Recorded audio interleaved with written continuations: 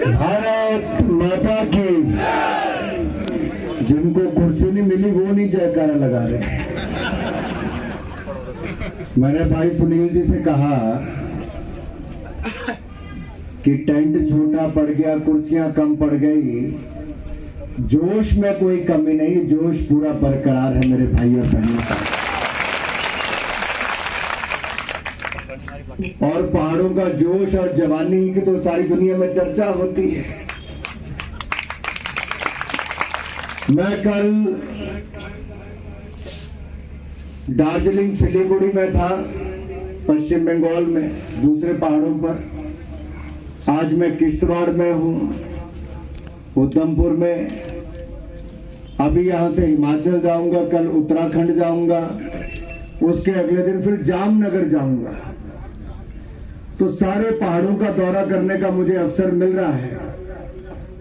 एक बात मुझे सारे पहाड़ों पर नजर आ रही है, सारे पहाड़ों में एक आवाज, एक जोश, एक गूंज सुनाई दे रही है। सब तरफ एक ही आवाज है, अब की बार, अब की बार, फिर एक बार, फिर एक बार। ये दार्जिलिंग सिलीगुड़ी से, जलपाईगुड़ी से लेकर उधमपुर, जम्मू, किश्तवाड़ से लेकर कल उत्तराखंड में भी मुझे वही सुनाई देने वाली है। सब तरफ नरेंद्र मोदी और भारतीय जनता पार्टी की गूंज यही सब तरफ सुनाई दे रही है मेरे भाई और बहनों। ऐसा क्यों? ऐसा इसलिए हो रहा है कि नरेंद्र मोदी जी ने 2001 से लेकर 2024 तक, मुख्यमंत्री से लेकर देश के प्रधानमंत्री तक अपने जीवन का पल पल, क्षण क्षण देश के लिए समर्पित किया। और मैं पिछले 10 सालों का तो कह सकता हूं, देश की पाई पाई बचाई भी, गरीब की भलाई के लिए लगाई भी।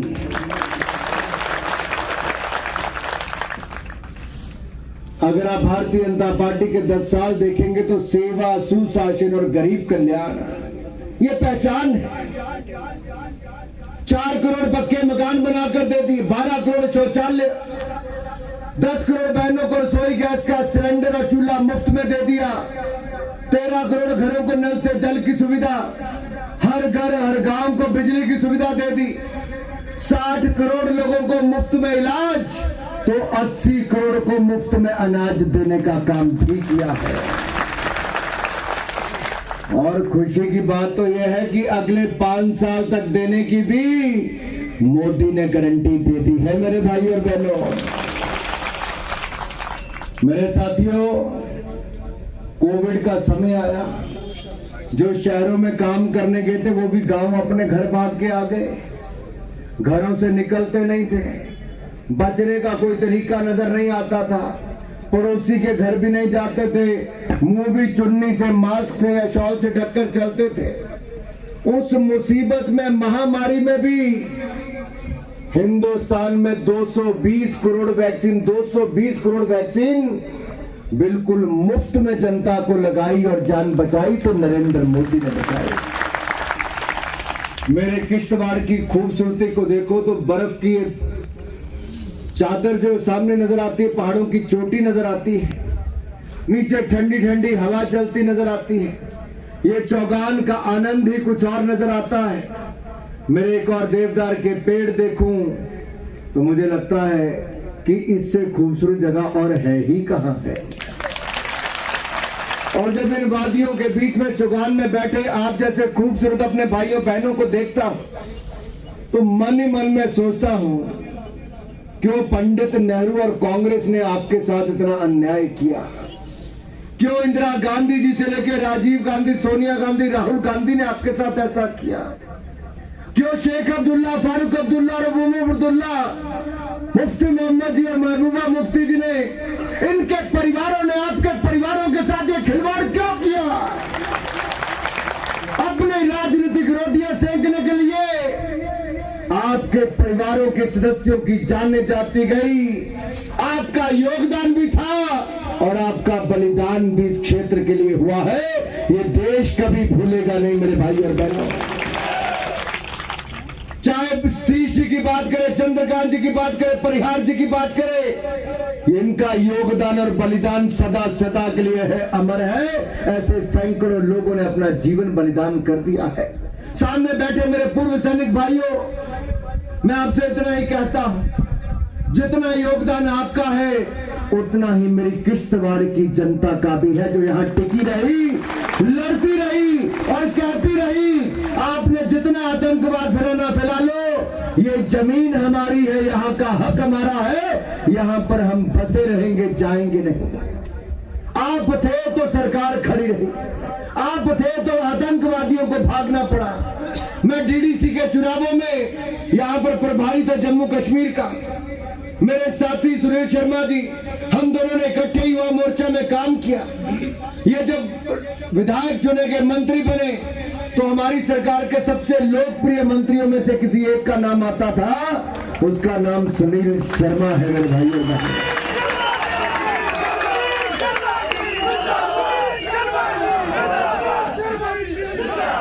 और आप कल्पना करिए, किश्तवाड़ के इलाके से कश्मीर से लेकर जम्मू तक सुनील शर्मा ने अपनी एक नई पहचान बनाई है। आपको इस बात पर गर्व होना चाहिए।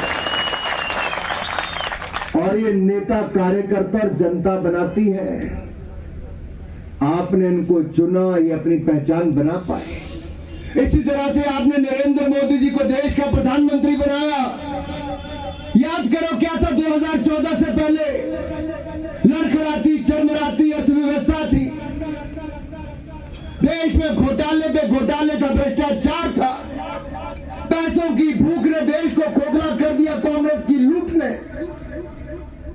लेकिन गरीब मां का बेटा नरेंद्र मोदी आया, जनता के सामने था, देश बेचने वाली कांग्रेस को चुनोगे या ईमानदार चाय बेचने वाले मोदी को चुनोगे? देश की जनता ने ईमानदार को चुन लिया। पिछले 10 सालों में मेरे भाइयों बहनों, कोई 10 रुपए के भ्रष्टाचार का आरोप भी नरेंद्र मोदी और उनकी सरकार पर नहीं लगा पाया। हमने जो अर्थव्यवस्था लड़खड़ा रही थी उसको सुधारा, संभाला, आगे बढ़ाया। जिन अंग्रेजों ने हमारे ऊपर 200 साल राज किया था, हमने उन अंग्रेजों को पछाड़ दिया। आज दुनिया की 5वीं बड़ी अर्थव्यवस्था भारत को बना दिया है। क्या यही रुकना है कि आगे बढ़ना है? 5वें नंबर पर रहना कि आगे जाना है? अगर आगे जाना है तो फिर एक बार कमल का फूल खिलाना है मेरे भाई और बहनों। 19 तारीख का दिन होगा, कमल का फूल चुनाव चिन्ह होगा, कमल का बटन दबा देना, डॉक्टर जितेंद्र सिंह को तीसरी बार MP, प्रधानमंत्री मोदी को तीसरी बार प्रधानमंत्री बना देना। हम वादा करते अगले 3 सालों में हम देश को दुनिया की तीसरी बड़ी अर्थव्यवस्था बना देंगे मेरे भाई और बहनों, तीसरी बड़ी अर्थव्यवस्था। इससे क्या फर्क पड़ेगा? इससे यह फर्क पड़ेगा कि जैसे हमारे रक्षा का बजट बढ़ा, डिफेंस का 3,70,000 करोड़ से बढ़कर 6,80,000 करोड़ हो गया। हमारी सेना के पास राफेल जेट आ गए, तेजस विमान अपने बनने शुरू हो गए, ब्रह्मोस मिसाइल से लेकर लेटेस्ट AK-203 हथियार आ गए। और यही नहीं, स्नाइपर राइफल से लेके सारी और लेटेस्ट हथियार आना। हमारे पास बुलेट प्रूफ जैकेटों की कमी होती थी, कांग्रेस ने 10 साल में एक नहीं दिलाई। मोदी ने आते ही पहले 4 सालों में 2 लाख बुलेट प्रूफ जैकेट हमारे यहां पर दिलाई। मोदी जी ने कहा था वॉर मेमोरियल बनाऊंगा, दिल्ली में वॉर मेमोरियल भी बनाया, पुलिस मेमोरियल भी बनाया। मोदी जी ने कहा था 1 रैंक 1 पेंशन दूंगा, 1 लाख करोड़ रुपए से ज्यादा 1 रैंक 1 पेंशन में दे दिया। मोदी जी ने कहा था बहनों को सशक्तिकरण करूंगा। अरे 30 साल तक झांसा देती रही कांग्रेस, लेकिन नरेंद्र मोदी आए, 33% आरक्षण विधानसभा से लेकर लोकसभा तक नारी शक्ति को दे दिया है, मेरी बहनों को दे दिया है। मेरे भाइयों, मैं डीडीसी के चुनाव में अपने गुर्जर भाइयों से कहता था, आपको आपका हक कोई दे सकता है तो नरेंद्र मोदी। और मैंने कहा था मोदी की गारंटी है, कहा था, मैंने नहीं कहा था। अध्यक्ष जी, सुनील भाई, आपको याद होगा उन चुनावों में भी हमने कहा था कि आप गुज्जर बकरवाल भाई हमारे साथ खड़े रहे, हम आपके हक दिलाएंगे। आज मुझे कहते हुए प्रसन्नता है, पंचायत से लेकर पार्लियामेंट तक गुर्जर समुदाय को अगर उसका हक किसी ने दिलाया तो नरेंद्र मोदी जी की सरकार ने दिलाया है। मेरे भाई और बहनों, तिरंगा झंडा हमारे देश की शान है, लेकिन कुछ शरारती लोग जम्मू कश्मीर में, श्रीनगर, कुछ इलाकों में उसको जला देते थे, फाड़ देते थे, कोई पांव तले रोन देता था। मैं 2011 में युवा मोर्चा का राष्ट्रीय अध्यक्ष होने के नाते कलकत्ता से कश्मीर की मैंने यात्रा की कि सेना पर पथराव रोका जाए, कश्मीर को स्वायत्तता देने से रोक दिया जाए, हमारे तिरंगे झंडे का अपमान न किया जाए, अफस्पा को न हटाया जाए, क्योंकि उस समय बुरी हालत थी। मुझे गिरफ्तार करके जेल में डाल दिया उमर अब्दुल्ला की सरकार ने कि मैं तिरंगा झंडा फहराने आया हूं। अरे अपने देश में मुझे किसी राज्य में नहीं रोका, यहां पर मुझे जेल में डाल दिया। लेकिन आज देखिए बदलाव, धारा 370 35 को सदा सदा के लिए हटा दिया, अब लगातार तिरंगा झंडा वहां पर फहराया जाता है। आज तिरंगे की ताकत देखिए, देश में तो है, यूक्रेन की युद्ध की भूमि में 27,000 भारतीय छात्र छात्राओं को सुरक्षित निकालने के लिए ऑपरेशन गंगा चला, तो हमारे नौजवान हाथ में तिरंगा लेकर देश वापस आए, किसी ने गोली चलाने की हिम्मत नहीं की। दुनिया के देशों के बच्चे भी अपने हाथ में तिरंगा झंडा लेकर निकल गए, लोगों को लगा ये भी हिंदुस्तान के, जाने दो।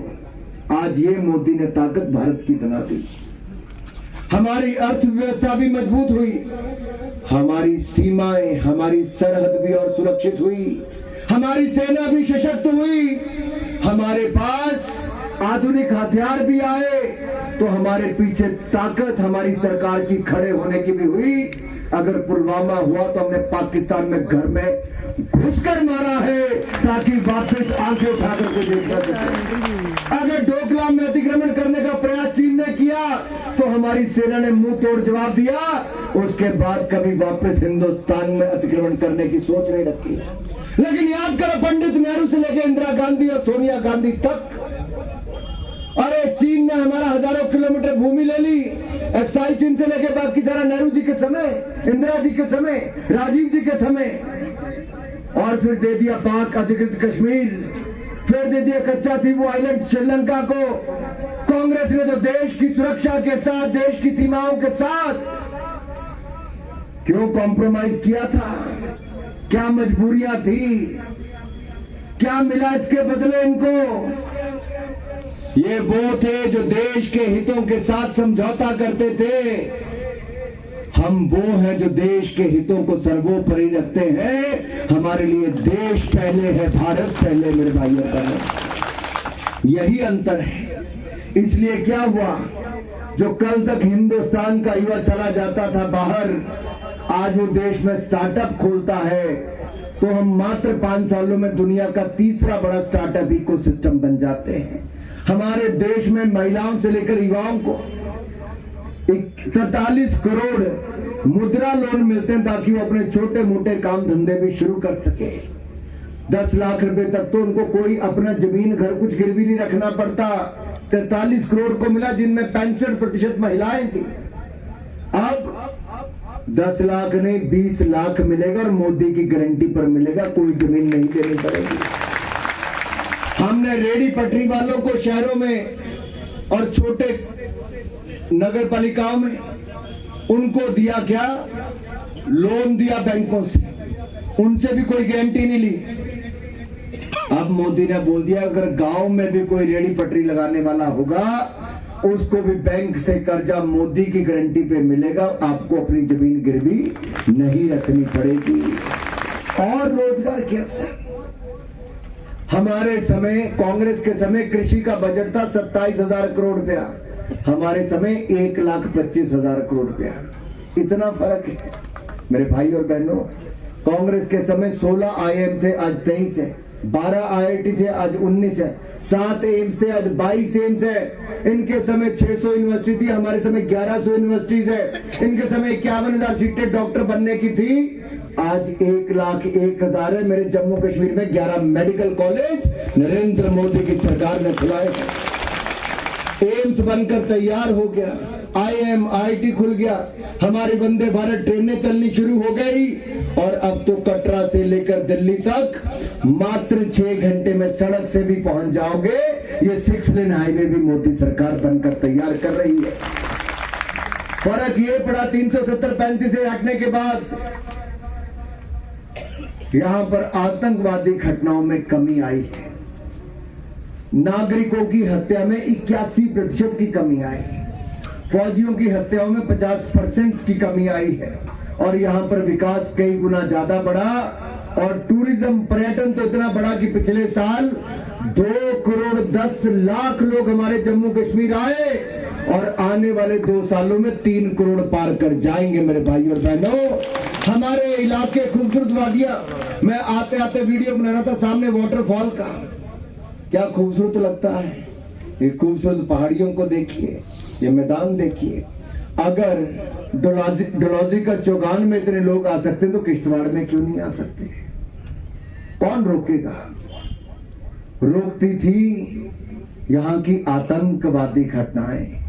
अब जब शांति आनी शुरू हुई है तो पर्यटन को बढ़ावा मिल रहा है, रोजगार को बढ़ावा मिल रहा है, स्वरोजगार को बढ़ावा मिल रहा है। यहाँ शिक्षा से लेके पर्यटन और अन्य फैक्टरी से ऐसा भी आगे बढ़ेगा। मेरा यही नहीं, पंचायती राज के चुनाव हमने कराए, DDC के चुनाव हमने कराए और इसी साल विधानसभा के चुनाव होंगे। आपके पास अपना विधायक और मंत्री भी होगा मेरे भाई और बहनों।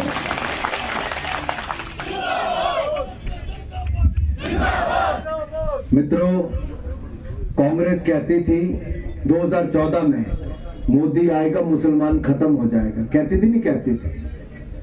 मैं पूछता हूं आपसे मेरे भाई और बहनों, क्या हुआ? क्या हुआ? मैं उत्तर पूछना चाहता हूं। 10 सालों में क्या किसी के साथ कोई भेदभाव हुआ? क्या जब आपको रसोई गैस का सिलेंडर मिलना था या आपको अनाज मिलना था, आपको मुफ्त इलाज मिलना था, आपको बाकी सुविधाएं मिलनी थी, क्या किसी ने पूछा आप हिंदू हो, मुसलमान हो, सिख हो कि ईसाई हो? पूछा क्या कभी किसी ने? आपको आपका हक दिया तो नरेंद्र मोदी की सरकार ने।